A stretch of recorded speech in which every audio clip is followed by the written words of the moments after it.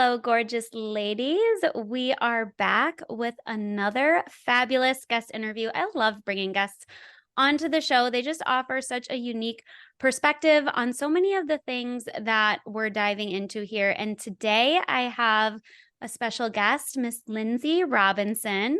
And Lindsay was part of the podcast swap that I did. And so she is here today, and she's the first type of this guest that I have ever had on the podcast. So I'm super excited to chat with her.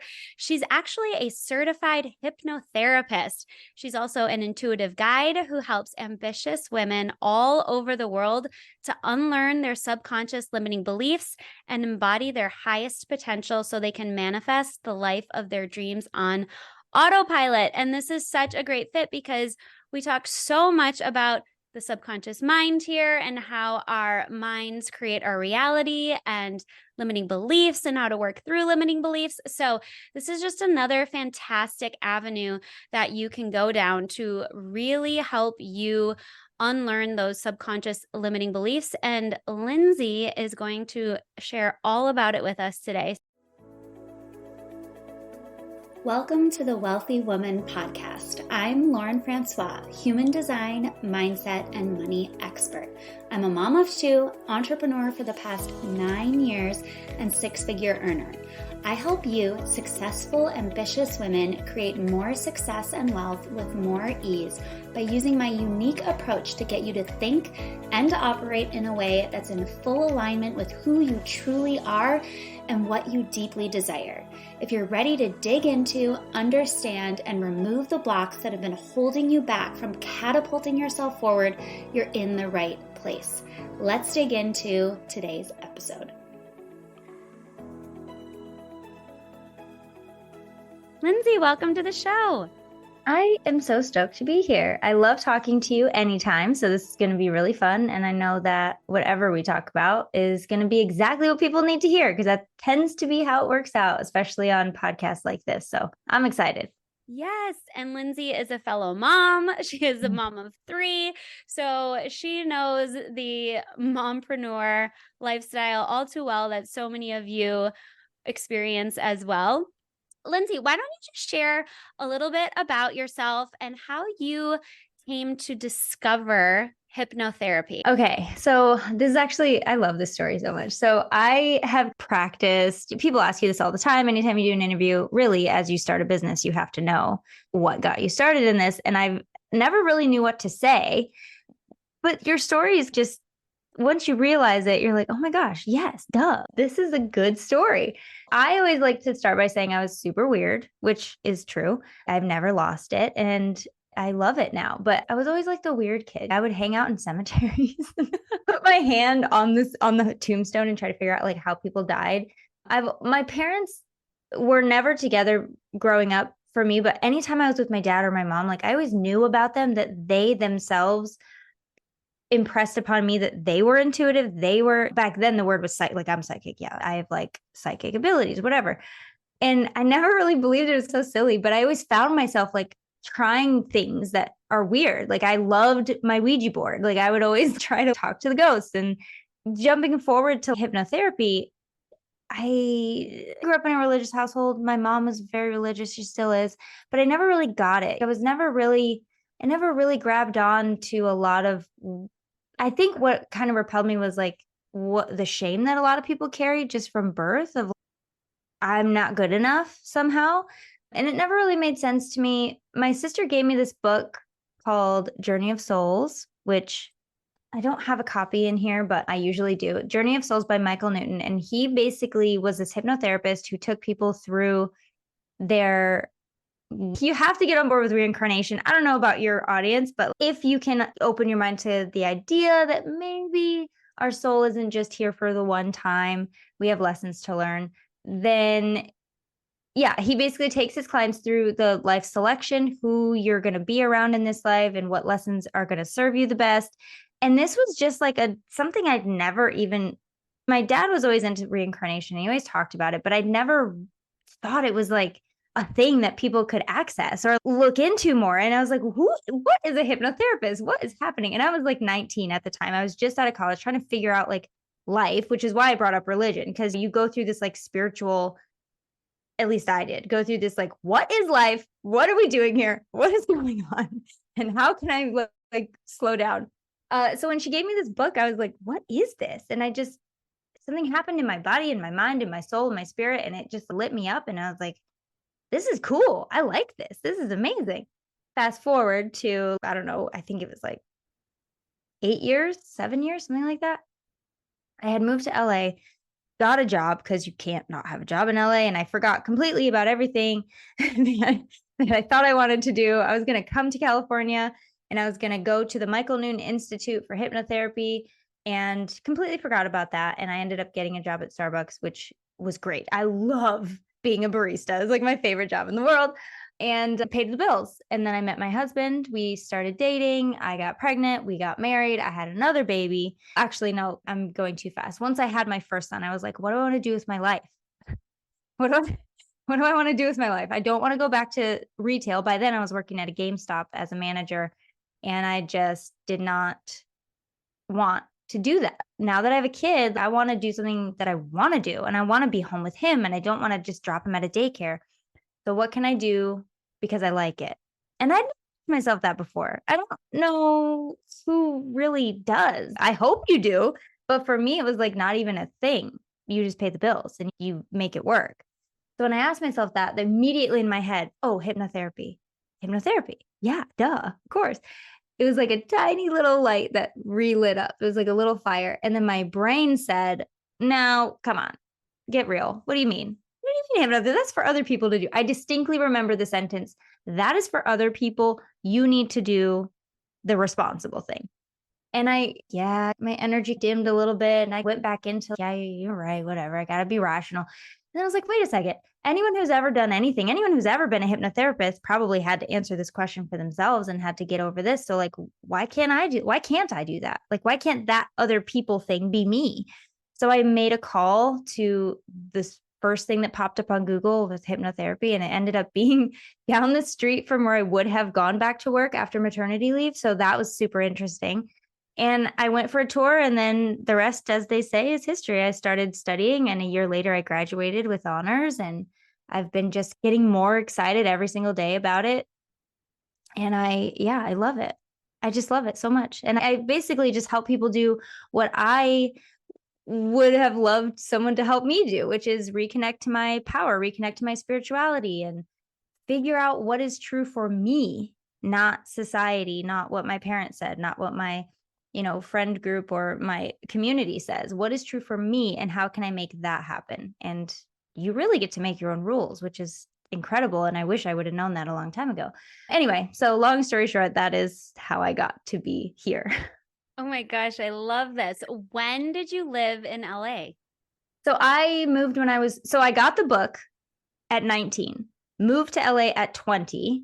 And then by the time I came back to hypnotherapy, it was like, this was in 2006 when I was 20. Okay. Nobody do any math right now, but but I ended up going back to it in 2012. So it was about 6 years later that I really got back into it. I think we're the same age. And I lived in LA during that same time. Stop. What? So I was there from 2006 to 2017. I was not there that long. I was there from 2008 to 2011 through September of 2011. What? Yeah. What'd you go for? I went to college in Wisconsin, and after college, I had always wanted to move to LA. Yep. I grew up in Wisconsin. I was sick of the cold. I walked to school in the cold for 5 years, and I was like, I just want to go somewhere where it's warm. We are the same. Yeah. I grew up in Michigan. You don't know this. I grew up in Michigan, and I was like, I was either going to move to LA or New York, because I figured if I could live in one of those places, I can live literally anywhere, right? You can make it work anywhere if you can live there. And the only thing that tipped it was that I was sick of the snow. I was like, I don't want to deal with snow anymore. Let's go to LA. This is hilarious. So awesome, you guys. So we did not know this about each other, but yeah. So I was there for 3 years. I worked in Century City. I lived right near Beverly Hills for a year and a half, and I lived in Santa Monica for a year and a half. And I loved it. It was so fun. It was like the perfect time to be there. And then I got sick of corporate America. I was like, this is definitely not for me. And I missed my family. And I was like, you know what? I did the LA thing. I got it out of my system. I realized this is not where I want to end up. And so I ended up moving back. But that is so crazy. Wait a minute. So where are you from originally? I'm from Wisconsin originally. Oh, you're from Wisconsin. You went to school. Yep. Okay. And I went to So school yeah, here. I literally the same. And people don't know this. You guys are going to get the inside scoop right now, but me and my husband are in very serious talks about like, when are we moving to Michigan? He's from California. I met him there but we both know that California is really not the answer. It's just not. And here it's just so hot. You guys don't, unless you live in the Southwest, like in Vegas or in Arizona, I melt. I can't handle it. I just literally cannot do another summer here. So we've been talking about, what if we move back to Michigan? And I never would have said that before. This is very brand new. I've healed a lot of my relationship with the people, the reasons I left. I've been able to do a lot of work around that and heal some of that. For the first time ever, we're like, would we like to go back to Michigan? My husband, once he picked his jaw up off the floor, decided that, yeah, he'd be fine to live there. And so we're thinking about moving back. So that is very funny. You're the continuation of my story, I think. Yes, I love this. And I moved back because I actually missed the seasons. Exactly. I I have kids now. I want them to know what it's like to be in fall and winter. I think they would love it. Oh my gosh, it's so funny because I missed the seasons and now I was blessed with a child whose favorite season is winter.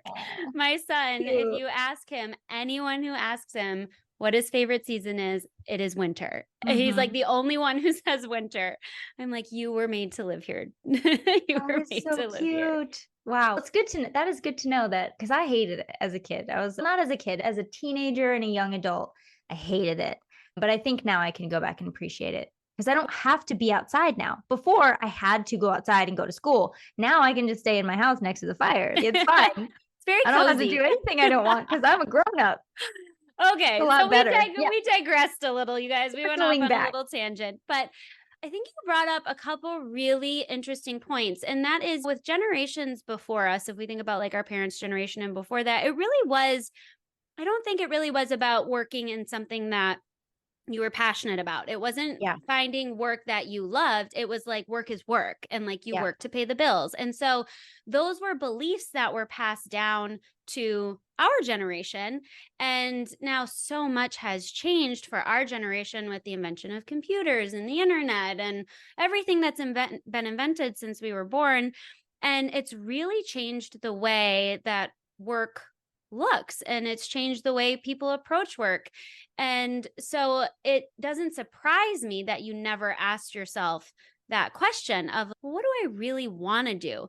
But that's a question that I know you probably encourage people to ask themselves now. I always encourage people to ask themselves that now. We've talked about human design. It's very important within human design that you're doing something that you're really passionate about, especially for certain types. And I love that you eventually got back around to that point of, what do I really want to do?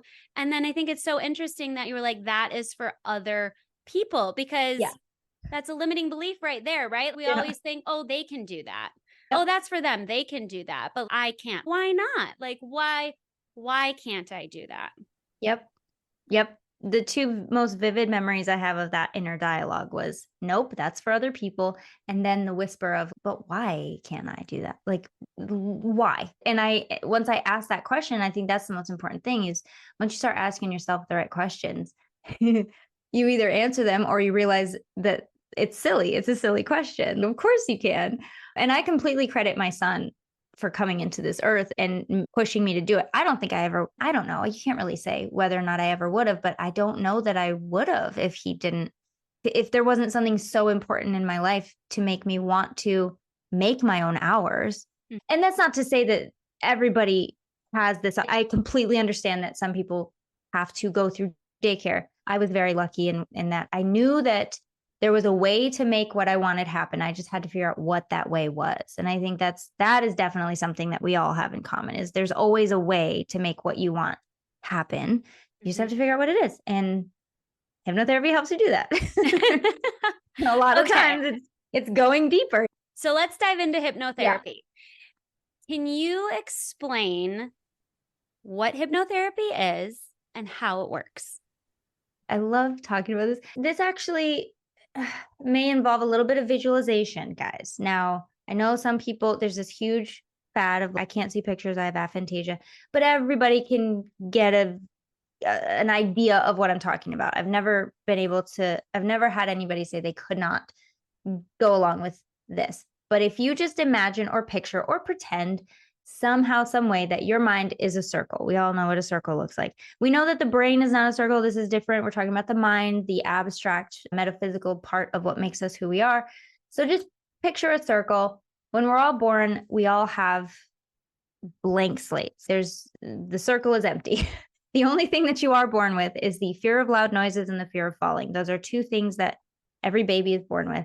Reflexes, and I guess you'd call that lizard brain, fight or flight. That's also in there. But everything else is not, there's nothing else installed. As you go through life, you pick up what we call knowns, KNOWNS, knowns that are basically truths about you, things that are true about you. As a kid, you might decide that I love chocolate. That is a known about you.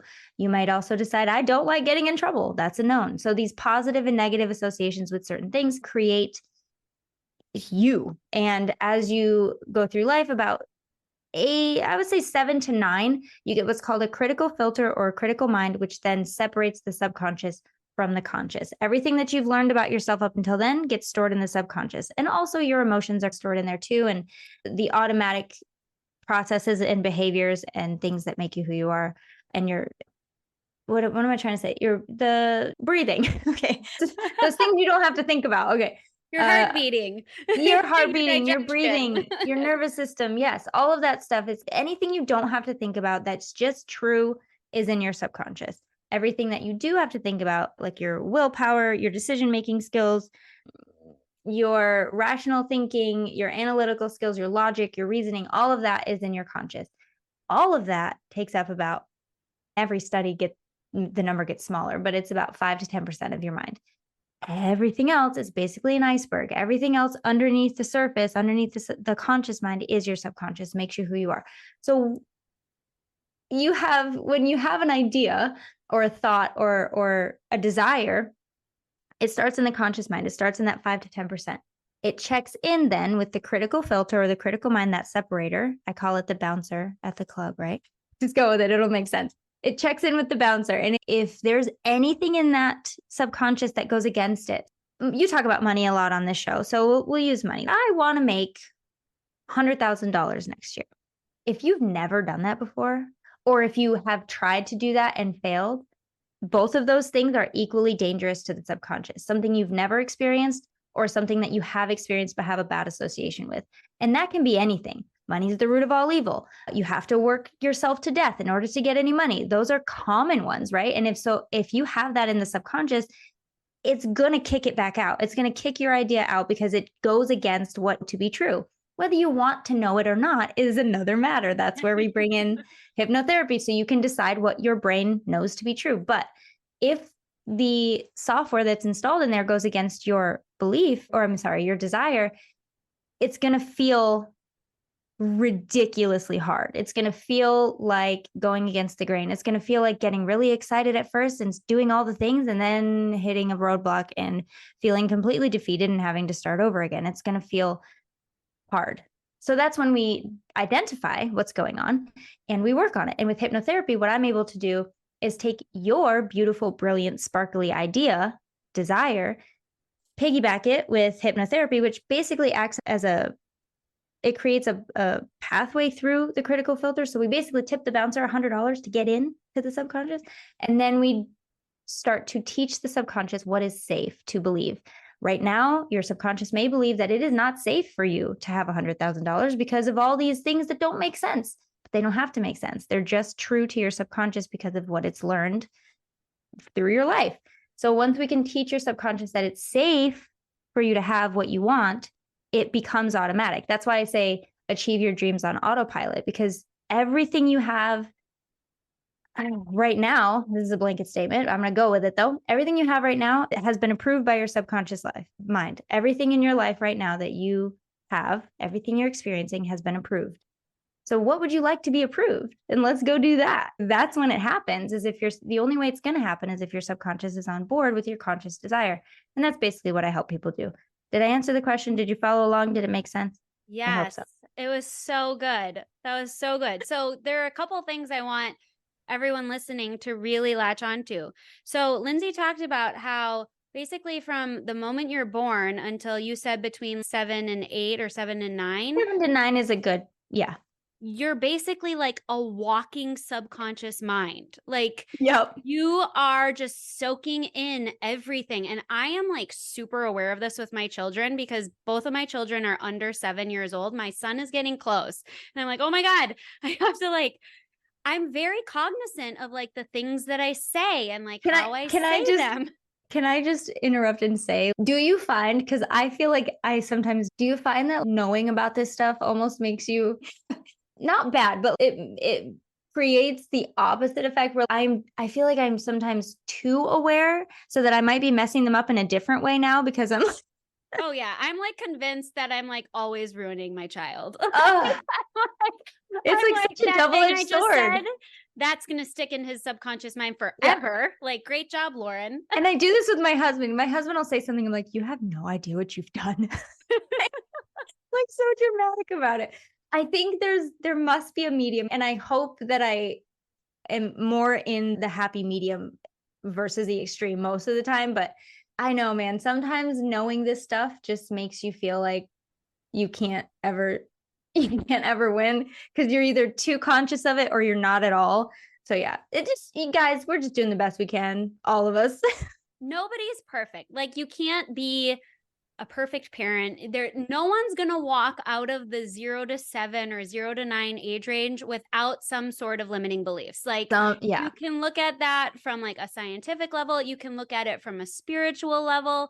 On a spiritual level, I personally believe that we're all sent here with lessons we're meant to learn. And those are the lessons we're meant to learn. There's nothing that can be done. I've had this conversation with other spiritual coaches, and they're like, you could be the most perfect parent ever, and your child is still going to have lessons that they are meant to learn in this lifetime. And there's not much you can do about that. Like, you can do all the things, and they're still going to experience their own form of struggle in some way or another. So go ahead. I have a mini story. So one of my kids has something going on, and I was talking to one of my friends she's like a medium psychic, and I was just like, I want to do everything right, and I don't know how to help him through this and navigate him. She goes, you can do the best you can. Look at all the resources, see what you can find out, but remember, I would never deny someone their own journey.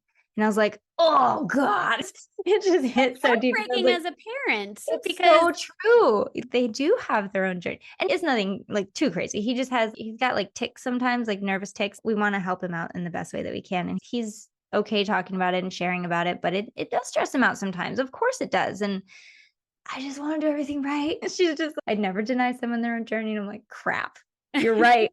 And it's so true. And it really helps sometimes to hear that you don't have to get it completely right. You just have to do the best you can for yourself and for those you love. And that's really all we're asked to do and all we can be expected to do. Anyway, let's go. I love it. Yeah. So we're basically like, I don't know if you're familiar with Catherine Zankina, but I took her Manifestation Babe Academy program, and she talks a lot about the subconscious mind and rules of the subconscious mind. And we're basically all triggered 7-year-olds walking around in an adult world, like trying to make sense of things. And so when you think about the subconscious mind, a lot of this stuff that you're dealing with does come from your childhood. It comes from when you were young. It comes from the things that your parents were constantly saying. It comes from the experiences that you had. And then it gets buried deep down in there where you are unaware of it. Yeah. It gets, I had a very close friend say to me, it's a very good metaphor. I love it. Just imagine that your subconscious is walking behind you. She says ego, but I'm going to say subconscious. Imagine your subconscious walking behind you with a clipboard, and everything that you believe and everything that you say and everything that you validate through words or thoughts. It's just like, taking notes behind you. Got it. Jotting it down. You're in charge of what it writes down. Mhm. And I didn't know that growing up. And a lot of us really don't ever think about the fact that, yeah, you're in charge of that. You have a choice, right? You You have a said you choice. create the rules. You create you always have a choice in the things Yeah. that you allow in and the things that you don't, and I think that most people don't understand that, right? Like, we Yeah. believe that just things are what they are. Most people don't question anything that they believe, and I think that's such a good point that you made, that we do have that choice of You what do we have a want. choice. And we can't always, oh God, this is getting into mucky territory. Because what I want to say is you have control. Things are going to happen, right? Things are going to happen. We have lessons to learn. We have experiences that we are going to go through. And I said to my son the other day, I'd like to think that after even the crappiest situation that happens to me, I have earned with my blood, sweat, and tears the ability to grab and to dig out any bit of value from that experience. I have earned it, right? I'm not just going to throw out the whole I will never just throw out the whole experience as, oh, that happened to me. That sucked. Sure, it sucked, but I have earned, right? Like I worked hard for every bit of value I can take from that experience. And I will do it. Sometimes I'm too mad to do it in the moment, but once I calm down, oh yeah, I will be digging through the crap to find every bit of value in that experience. And I think we've earned, we get to do that, right? We get to do that. And you have a say, you have control. You don't always have control over the things that have happened to you, your experiences. They are what they are.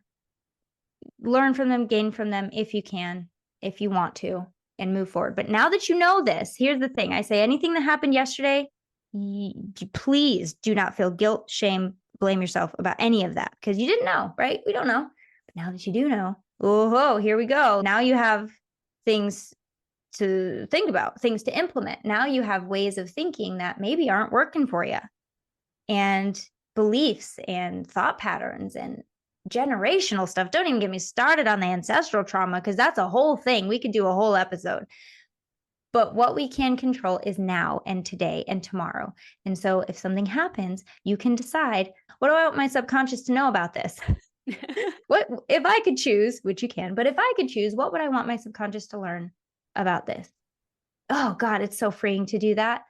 And I'm not saying to be perfect. You're not going to do this every time. You're not going to want to do this every time. But when you do and when you can, oh my gosh, it helps. And with hypnotherapy, that's really all we're doing. What do I want my subconscious to know? Because once it knows it, it will appear. That's the magic of your subconscious. It is a goal machine. You are 100% successful at being exactly who you are because your subconscious said, okay.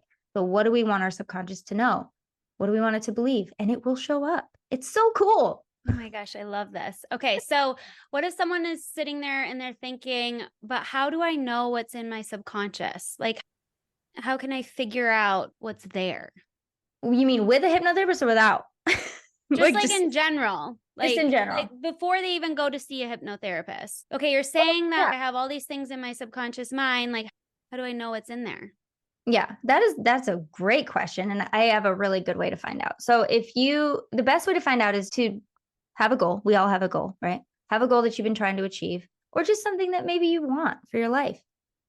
Write it down, feel it. How do I feel about this goal? Does it feel really hard? Does it feel impossible? Does it feel uncomfortable? Does it feel exciting? Write down all the feelings that you feel. But for the maybe not so great ones, like fear around the goal, you're going to really have to tap into like how you're feeling. A lot of us don't do this. So it's going to take a little bit of anything that's worthwhile. It's going to take a little bit of bravery to go into like, how do I actually feel, and let it be okay without judging yourself. Because you're going to feel afraid, especially if you've never done it before. It's your subconscious is reacting. Do I feel afraid? Okay. What do I feel afraid about? It's really just about asking yourself the right questions. If I don't do this goal, if I don't achieve this goal, what does that mean about me?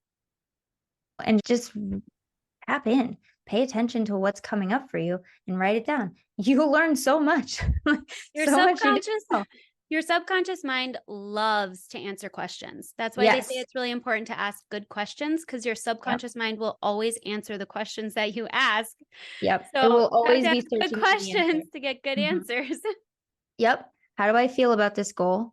the good and the bad. And for the bad things, we like to label things good and bad. But for the uncomfortable feelings, what is that? Is it fear? Is it guilt? Is it worthiness? Do I feel worthy of this goal? And if I don't, here's a really good question. Why might it be bad if I achieve this goal? Why might it be bad? Why might I not want to achieve this goal? That's a really good question. I have a really good example. So when I started expanding my business and really wanted to take it to the next level, I found myself resistant. And I'm like, what? This is cool. This is amazing. Why would I ever want to not do this? But by asking that, I came up with so many good answers. If I make more money, if I have more clients, there will be more expected of me. What if I can't deliver? What if everyone's expectations of me fall flat? What if I never have time for my kids? The whole reason I started this was so that I'd have more time. What if I don't have any time? And I realized, oh, I'm in charge of all of that. So it was, once I knew, it sometimes sheds a light on what you can do about it. That's not a real thing. I can make any schedule I want. This is my world. This is my show. So I can do whatever I want. But you need to be able to know what it is in order to be able to dispel it. I would say just ask yourself the right questions. If you don't know what the right questions are, just start. What do I feel? Why might I feel this way? What would happen if I don't achieve this goal? What would be scary about achieving this goal? And you'll get some really good answers. So this is so funny / perfect. Good timing. Because so Lindsay has a podcast called the High Vibe in It Podcast with Kelsey, who was just on the show. And Kelsey and I were talking about this. And I said that one of the fears that I have had to work through with creating more success is more success equals more responsibility. Yeah. And more responsibility to me, in my brain, more responsibility equals less freedom and less time and presence with my kids. So this must be a really big one for us moms who want to grow our businesses even further. We are the same. Because if it's coming up for both of us, I know it's got to be coming up for some of you guys. So these are the things that it wouldn't be directly apparent to you, right? Like Kelsey said, or Lindsay said, you ask yourself, why wouldn't I want this? It's like, why wouldn't I want that? That would be great. And then once you start digging in, you start uncovering some of these deeper beliefs that you have where you're like, wow, that's interesting. Yep. Yeah. I never would have guessed that unless I had taken the time to really ask those questions. Yeah, there's always a way. Your subconscious is constantly communicating with you. And by the way, I want to take this moment just to say your subconscious is never out to get you. Your subconscious never hates your goal. It's just afraid and it's trying to protect you. The one job of your subconscious mind is to keep you alive. And I always say alive, emphasis on that word. Breathing, one foot in front of the other, alive, surviving, not necessarily happy or fulfilled or have all your boxes ticked on your checklist for life. That's extra, but you get to have that too. That's not the default program. The default program is keeping you alive. And so anything outside of that, again, it doesn't always make sense because it's not going to kill you, right? If you get $100,000, but your subconscious does not know that. It only knows the feeling that you have when you think about that. Mm-hmm. And if the feeling is fear, fear is bad. Let's not do that. Right. So danger, big warning signs. So that's why I put the emphasis on teaching your subconscious that it is safe. You are safe to do this. And here's why. And then once it's warm and fuzzy with your goal, it's already happening. You're constantly churning out goals. Even as you listen to this episode, you are achieving goals. It is always happening. So we need to set the program right so that you can teach it what to manifest. One other way that you can figure out what is in your subconscious mind is just by looking at what your reality looks like right now. Your reality is a reflection of your mind. Your mind creates your reality, and 95% of your mind is your subconscious mind. So if you want to know what's deep in that subconscious mind, look at what does my reality look like right now? And I always say this type of work takes such radical self-responsibility. You have to be able, you cannot be a victim and do this work. You have to have that radical responsibility for yourself, because to me, it's actually very empowering because it feels Oh like, yeah. okay, I'm actually in control versus feeling like I have no control. When I take radical self responsibility, I say, I have control over what happens. I have control over what I create. And yeah, no, we don't have control over every situation, but we always have control about how we react to every situation. Yep. And for me, radical self responsibility feels very liberating because it's okay. I have control over this. If I don't like what's showing up in my reality, I get to do something about it. Again, no punishment, no beating myself up for creating whatever is in front of me because I didn't know before. But now that I know, what am I going to do with it? That's why I say yesterday, don't worry about literally let yourself off the hook. Today and tomorrow, it is you got it. Now you have the knowledge. What are you going to do with it? Are you going to let everything be exactly the same and feel how you've always felt? And I always ask my clients, like, if nothing changed in a year, everything was exactly the same, nothing changed, what would your life look like? And they just, what about in 5 years if nothing changed? It just seems nothing changes except their mindset gets worse and worse. But what if everything changed? And literally the only key is knowing that you have stake in the game. You have an option, you have a choice. And I'm very excited about this because this is something that I wish I would have known. But at the same time, I learned just in time. You know what I mean? Like you might say, oh, I wish I knew this before, but I'm very aware that my path was very intentional and I was meant to learn it when I learned it. And so you're meant to learn it when you're ready. And some of you are being just activated right now. I can feel it and I love it so much. Okay, so we've talked all about how the subconscious mind works. How do we shift our money mindset? How do you shift your money mindset? For me, when you were on the show, we talked a lot about being involved in the manifestation, right? Everything is a manifestation. So in terms of money mindset, I like to be, if I find myself a little bit not on the track of where I want to be, I do the work. I get myself feeling better first, which means for me, I don't know. Are you witchy? Are you witchy on this podcast a little bit? We can do a little bit of woo stuff here. I think manifesting is witchy. Are you? I don't know. Manifesting is a blanket thing, but I don't know. I like to do like manifestation practices. I love doing manifestation practices by the moon, all kinds of stuff. Whatever feels good for you. Whatever feels good and exciting and resonates is perfect. Yeah. And the most important thing, again, is just, what am I feeling? Why am I feeling this way about money? What is going on? What's my relationship to money? One of my favorite things to do with clients is a money relationship hypnosis, where I obviously take them into a trance-like state, which is just like meditation. If you've ever done a guided meditation where someone's taking you through with an objective or a goal, guess what? You've been doing hypnosis the whole time. Yes, let's take the stigma away from hypnosis. If you do this, Lindsay's not going to make you do wacky things. If we have time, we'll touch on a couple myths and urban legends about hypnosis. But really, all it is, the only difference between meditation and hypnosis is that hypnosis has a goal. Hypnosis has an objective. We are doing hypnosis for money. We are doing hypnosis for relationships, for exercise, for health, whatever. With meditation, you are clearing. Which is why I say, if you do a guided meditation with a goal, it's not a meditation, it's hypnosis. Okay? Okay.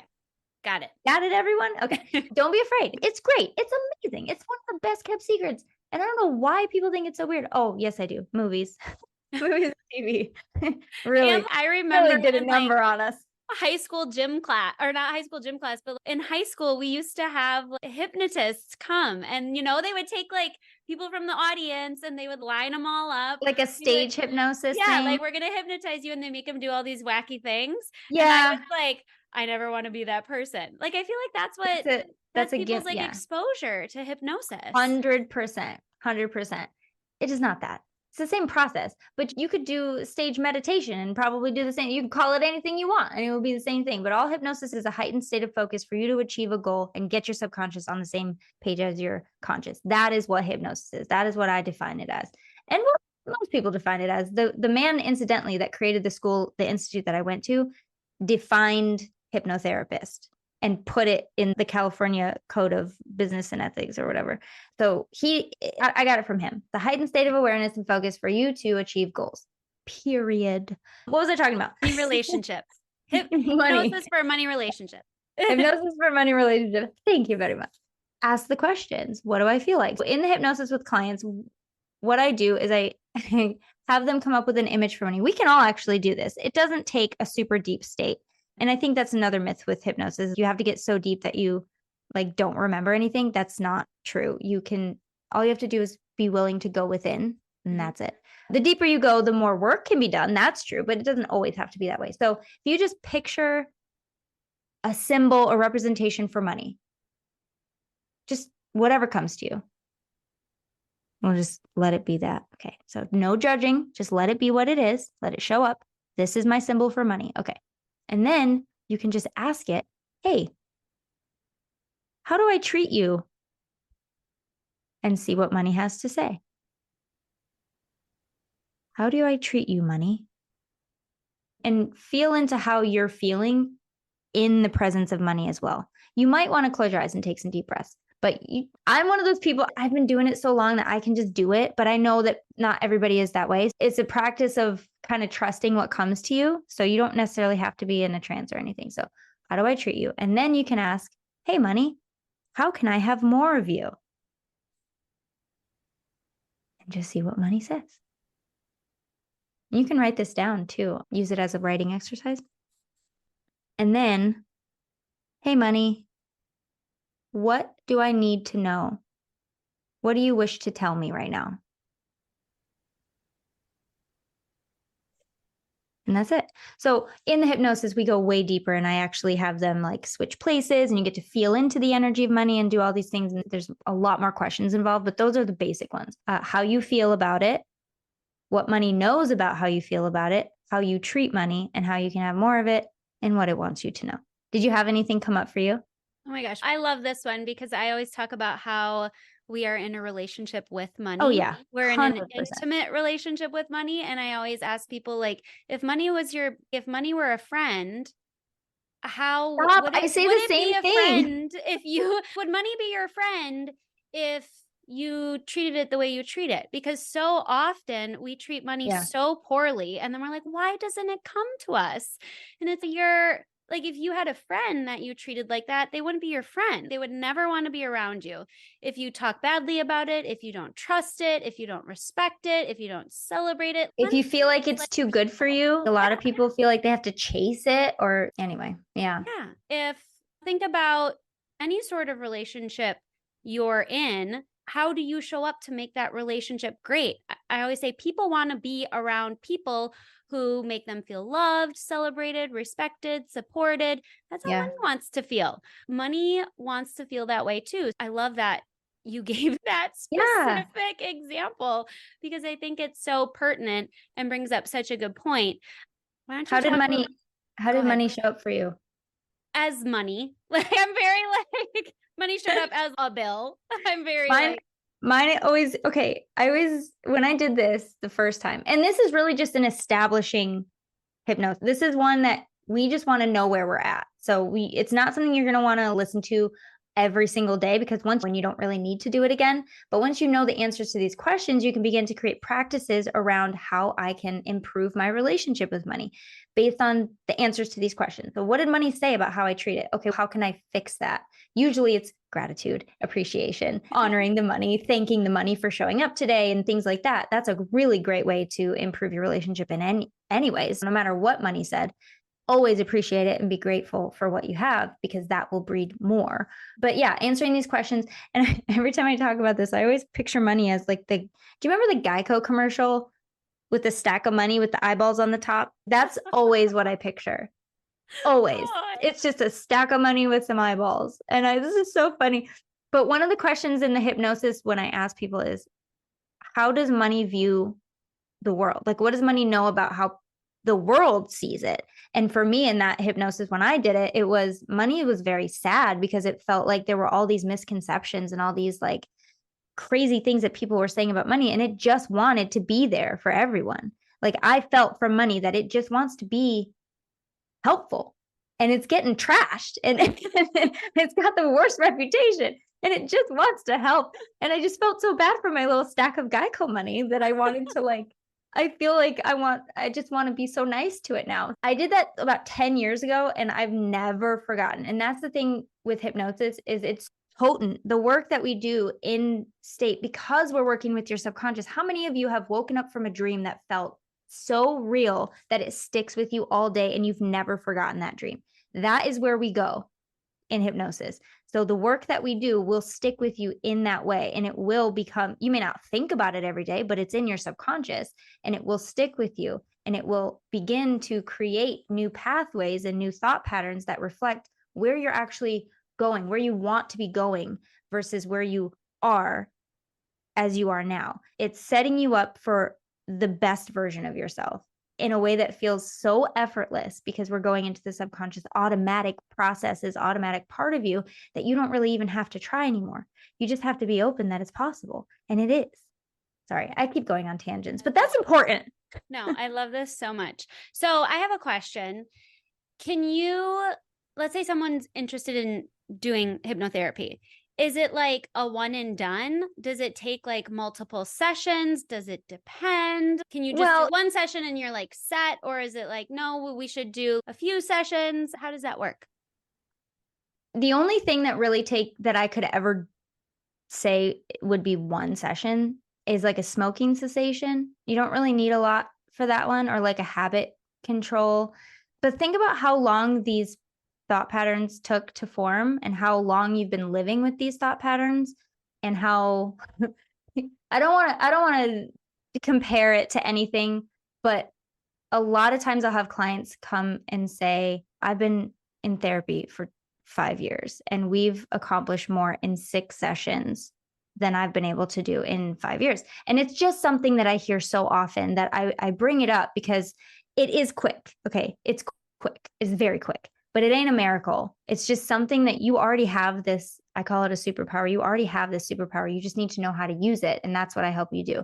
So it's like going to the gym. You could go once, it would do something.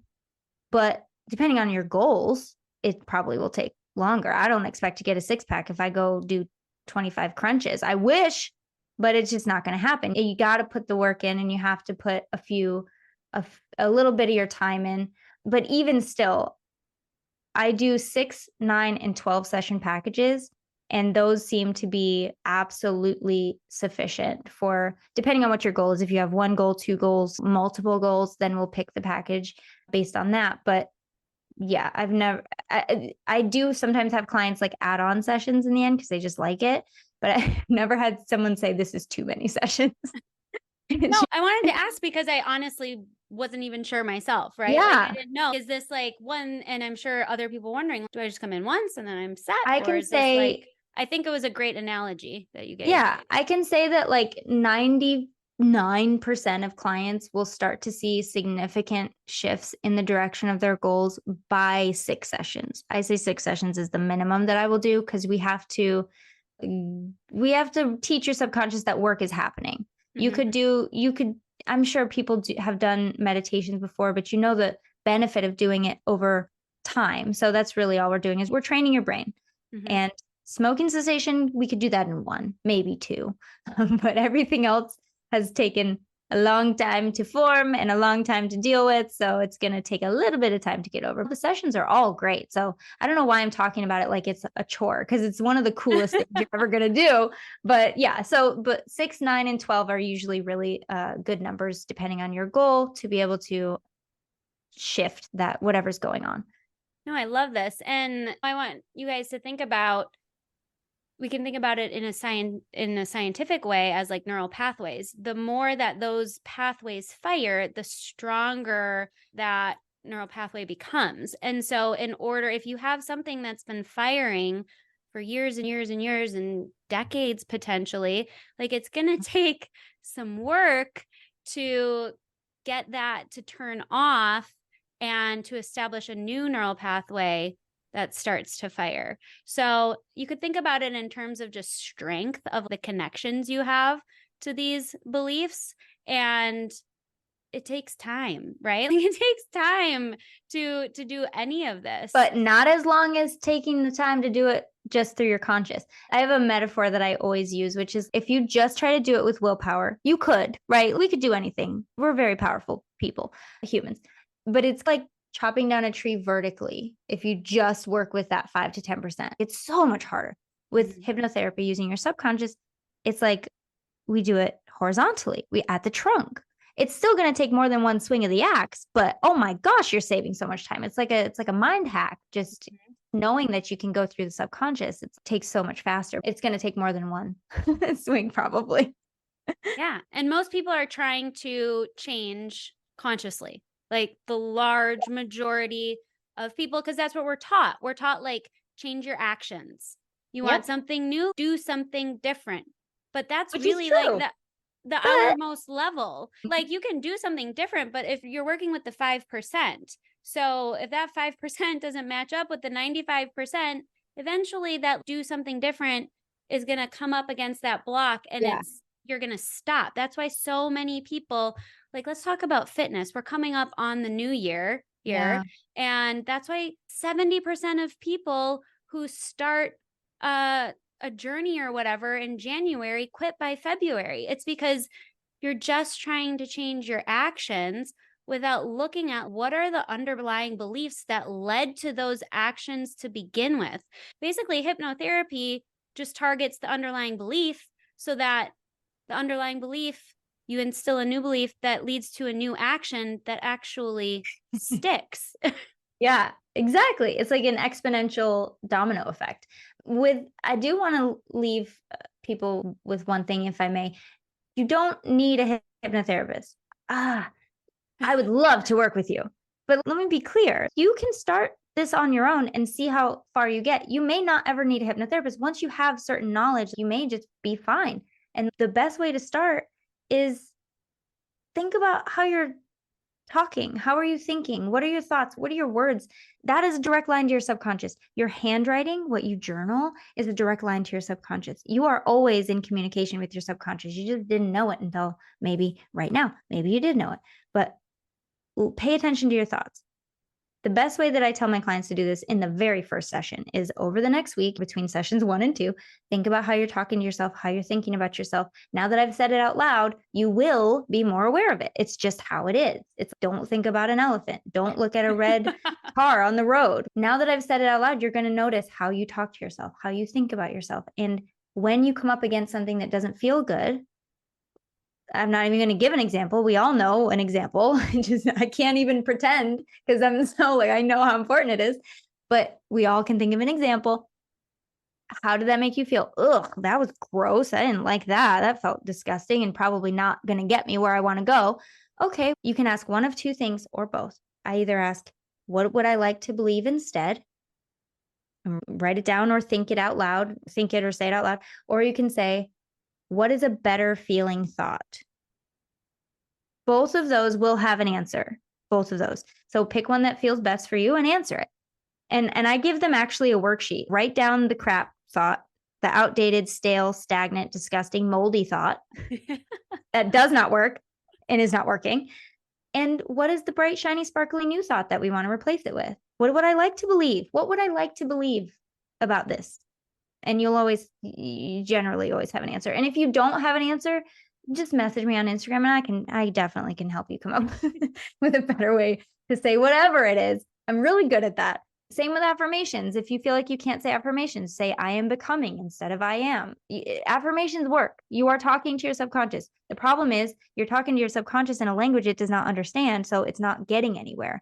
If you want to talk to it in a way that it does understand, say it in a way that feels better. I am a millionaire, or each and every day I am open to more avenues of abundance coming to me. Which one of those feels better?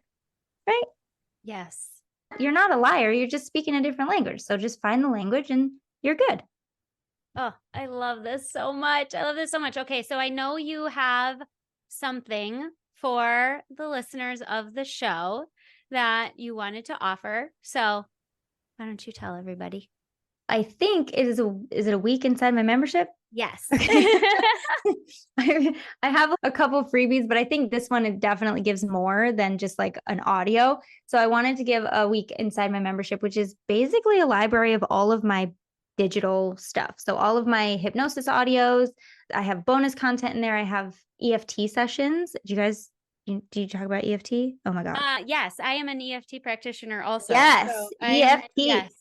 EFT for the win. We have EFT sessions. We have card pulls if you're into Oracle and tarot cards. I have so many tutorials and little mini courses for you. I have an affirmation course, incidentally, which includes a bunch of affirmations for money.